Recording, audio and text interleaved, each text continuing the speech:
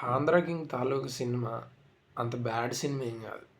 చెప్పాలంటే మంచి స్టోరీ ఉన్న సినిమానే. ఇందులో నాకు మెయిన్‌గా ఓవరాల్‌గా నచ్చిన పాయింట్ ఏదన్నా ఉందనంటే, మళ్ళీ స్టార్టింగ్ నుంచి స్టార్ట్ జేయడం. ఆ హీరో స్టార్ ఎవరైతే ఉన్నారో, అతను అండ్ రామ్ పోతినేని చేసిన క్యారెక్టర్ ఏదైతే ఉందో, అవి 2 గూడా ఒక లెవెల్‌లో అంటే హై లెవెల్‌కెళ్ళిపోయి, దాని తర్వాత టోటల్ డ్రాప్ అయిపోయి, మళ్ళీ స్టార్ట్ జేయాలి అనే పాయింట్‌ని, ఒక ఫిలాసఫికల్ పాయింట్‌ని నిజంగా చాలా చెప్పిరనే జెప్పొచ్చు ఈ సినిమాలో. కొన్ని పాయింట్స్‌లో అంటే వేస్ట్ స్టోరీ, వేస్ట్ సీన్స్ వస్తున్నాయని అనిపించినా గూడా, అవి heroine, Ram performance and music ఇవన్నిటి వల్ల మనం చూస్తున్నంత సేపు ఒక మంచి వైబ్‌తోనే ముందుకెళ్తా ఉంటాం. మంచి ఎక్స్‌పీరియన్స్ అయితే వస్తూనే ఉంటది. ఇన్‌ఫాక్ట్ ఆహ్, ఆహ్, ఆహ్, ఆ హీరోయిన్ చేసిన రోల్ ఏదైతే ఉందో అది కొంచెం సిల్లీగా అనిపిస్తది. But at the same time ఆమె స్ స్టోరీ చాలా తక్కువ కాబట్టి ఇంకా అదంతే.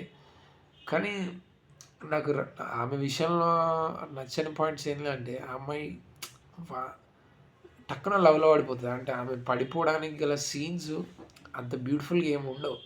ఇన్‌ఫాక్ట్ చాలా యావరేజ్‌గా ఉంటాయి. తెలుగు సినిమా చరిత్రలో మనం చూసిన సీన్‌లే చూసిన విధంగానే ఉంటాయి. అంత స్పెసిఫిక్‌గా ఏమి ఉండవు. బట్ రామ్ యాక్టింగ్ కొంచెం ఎనర్జీ అది ఇది అంటాం కాబట్టి అదంతా సూపర్. అల్టిమేట్‌గా ఈ సినిమాలో మెయిన్‌గా చెప్పుకోగలిగింది ఏందంటే, ఒక ఒక సీన్‌లో అంటాడు, హీరో ఫ్రెండ్ అంటాడు, "ఆ సూర్యుడు ఈ ఈ సూర్య కలవడురా" అని చెప్పేసి. బట్ నిజంగా కలిసినట్టే ఉంటే గాని కలవవు అని చెప్పేసే పాయింట్‌లో ఉంటది స్టోరీ మొత్తం.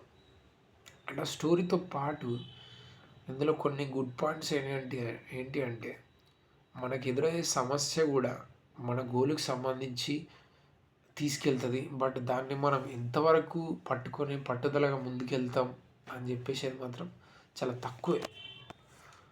యాక్చువల్‌గా 'ఉపేంద్ర' గారి క్యారెక్టర్ నిజంగా చాలా సూపర్‌గా బిల్డ్ జేషిర్రు.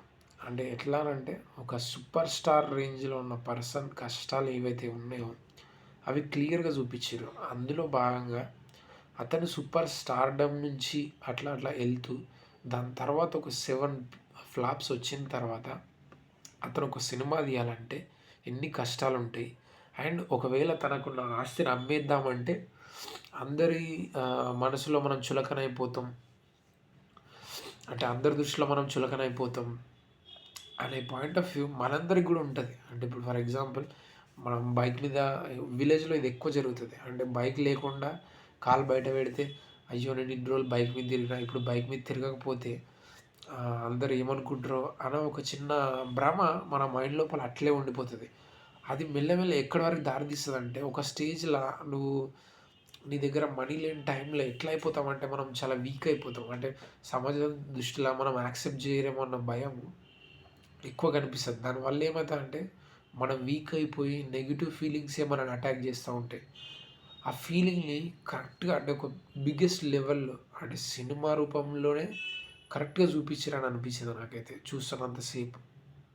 ఎందుకంటే హీరో గూడా లాస్ట్‌లో అంటాడు, ఉపేంద్ర క్యారెక్టర్ అంటది ఏమని, నేను మళ్ళీ ఇదంతా కోల్పోతానేమో అంటే ఈ ప్రజాదరణ ఇదంతా కోల్పోతానేమో అనే భయము ఉండే నాకు. కానీ ఇప్పుడు ఆ భయం లేదు. ఎందుకనంటే మళ్ళీ మొదలుపెట్టడానికి నాకేం బాధ, భయం లేదు. మళ్ళీ రీస్టార్ట్ చేస్తాను నేను అని చెప్పేసి చెప్పే స్టోరీ అనమాట. ఇన్‌ఫాక్ట్ కథలో గూడా ఒక రామ్ టోటల్‌గా సాక్రిఫైస్ చేస్తాడు ఉపేంద్ర గారి కోసం. టోటల్‌గా సాక్రిఫైస్ చేస్తాడు. అతను కట్టుకున్న థియేటరు, ఆ అమ్మాయి అంటే ఆ అమ్మాయిని అతను ఆ హీరోయిన్‌ని దక్కించుకోవాలంటే అతను ఆ థియేటర్ కట్టాలి. ఆ థియేటర్‌లో 100 సినిమా రిలీజ్ చేయాలి. అది అతని గోల్. బట్ దానికోసం అంటే ఇప్పుడు అదే ఎగ్జాక్ట్‌గా ఉపేంద్ర గారు స్టార్ కాబట్టి అతని కోసం ఏమాత్రం ఆలోచించకుండా ప్రేమను, థియేటర్‌ను రెండిటిని వదిలేసుకొని ఆ డబ్బులు తీసుకెళ్ళి ఉపేంద్ర గారికి ఇస్తాడు. ఇది వినడానికి ఇట్లా చేస్తాడా హీరో అని అనిపిస్తుంది. అంటే పర్సనల్ లైఫ్‌లో గూడా మనం చాలా తక్కువ మందిని చూస్తాం ఇట్లా. పర్సనల్ లైఫ్ ఎందుకులే గానీ, కానీ నిజంగా చాలా బ్యూటిఫుల్‌గా అనిపించింది నాకు. అంటే ఇందులో ఒక పాయింట్ అంటాడు, మనం ప్రేమించిన వాళ్ళ సమస్య మనదని అనుకుంటే అదే ప్రేమ అని చెప్తాడు. అది నిజంగా హీరో చేసి చూపిస్తాడు. ఉపేంద్ర గారిని ఎంత లవ్ చేస్తాడో ఈ సినిమాలో. అతని కోసం అతని సమస్యగా అనుకొని తన లవర్‌ని గూడా పణంగా పెట్టేసి ఆ డబ్బులు తీసుకొని ఇస్తాడు. దాని తర్వాత అన్నీ పోయినట్టే అయితాయి. బట్ అన్ని కష్టాల్లోకి వెళ్ళిపోతాడు హీరో. బట్ ఫైనల్‌గా మళ్ళీ పుంజుకుంటాడు. ఆఫ్‌కోర్స్ హ్యాపీ ఎండింగే. సాడ్ ఎండింగ్ ఉండదు కాబట్టి. బట్ సాడ్ ఎండింగ్ అంటే సాడ్ ఎండింగ్ లేకుండా ఏ ఎండింగ్ ఉండదు. కానీ రీస్టార్ట్ అనేది మళ్ళీ ఫ్రెష్ నుంచి స్టార్ట్ చేయడమే. అది సక్సెస్‌కి దానికి సంబంధం లేదు. సో, ఇట్లా ఇలా ఇలా ఇలా ఇన్ని పాయింట్స్ ఉన్నాయి ఈ సినిమాలో. And I really liked it so much. And మీరు కూడా ఒకసారి చూడండి. చూసి మీకేమనిపించిందో చెప్పండి. ఏం పాయింట్స్ మిమ్మల్ని ఎక్కువ అట్రాక్ట్ చేసినాయి? జస్ట్ ఎంటర్‌టైన్‌మెంటా? ఏంటిదనేది మీరు కూడా చెప్పండి. తెలుస్తది. కామెంట్స్ రూపంలో చెప్పండి. And thank you for watching. నచ్చితే సబ్స్క్రైబ్ చేసుకోండి. లైక్ కొట్టండి. Thank you. Bye bye.